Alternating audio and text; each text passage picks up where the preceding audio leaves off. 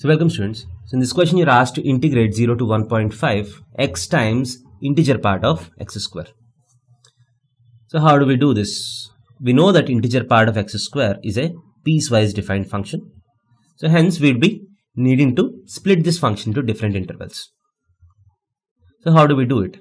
So we know that in this integral x is going from 0 to 1.5, right? X is going from 0 to 1.5. We have x square inside the integral part. So where is x square going from? As x goes from 0 to 1.5, x square goes from 0 to 1.5 whole square, which is 2.25. So x square goes from 0 to 2.25. Now, you have integer part of x square. What are the critical points for integer part of x square? The critical points for integer part are nothing but the points where the expression inside this integer part becomes integer. So x square is equal to 0 is an integer. That's the first cut.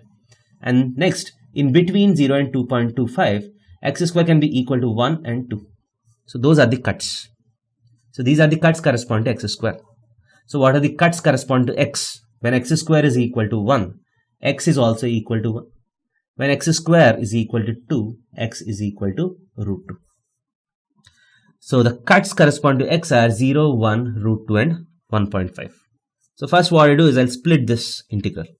So 0 to 1 x times integer part of x square dx plus integration of 1 to root 2 x times integer part of x square dx plus root 2 to 1.5 x times integer part of x square dx. So I have split this integral into three parts. Now let us analyze this integration separately for these three. So first, if x is in between 0 to 1, x square is also in between 0 to 1. If x is in between 0 to 1, x square is also in between 0 to 1. So what is integer part of x square in this interval? So if x square is in between 0 to 1, integer part of x square is always equal to 0. So within this interval, this is always equal to 0. So 0 into x, 0.